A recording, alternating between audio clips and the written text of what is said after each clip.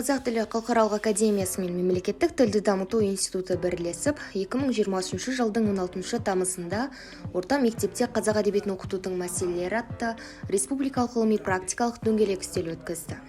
Дөңгелек үстелге Қазақстан Республикасы оқу-ағарту министрлігінің өкілдері, оқулық және бағдарлама авторлары, ақын жазушылар, жоғары оқу орындарының профессорлары мен оқытушылары, мектеп мұғалімдері, ғылыми зерттеу институттарының қызметкерлері, әдіскер ғалымдар, докторанттар мен магистранттар және бұқаралық ақпарат құралдары өкілдері қатысты.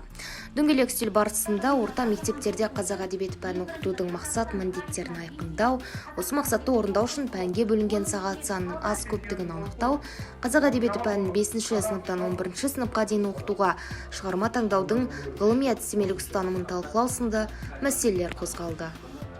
Бізде қазір ең үлкен проблема, біздің мына шенеуніктердің арасында жүрміз ғой, кез келген деңгейдегі министрден, депутаттан бастап, екі ауыз сөздің басын қосамайды. Автор қай қоғамның мәселесін көтеріп отыр, шығармада қандай құндылық бар? Немесе далада қой бағып жүрген балалар. Әлі күнге шейін тек қана жаңағы мал шаруашылығымен айналысып жүрген ауылдағы балалар бар.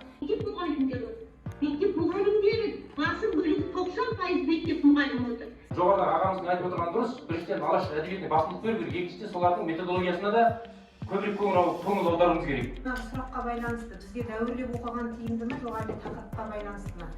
Жиын барысында талқыланған ойлар жүйеленіп, қарар қабылданып, ұсыныс ретінде тиісті орындарға жолданады.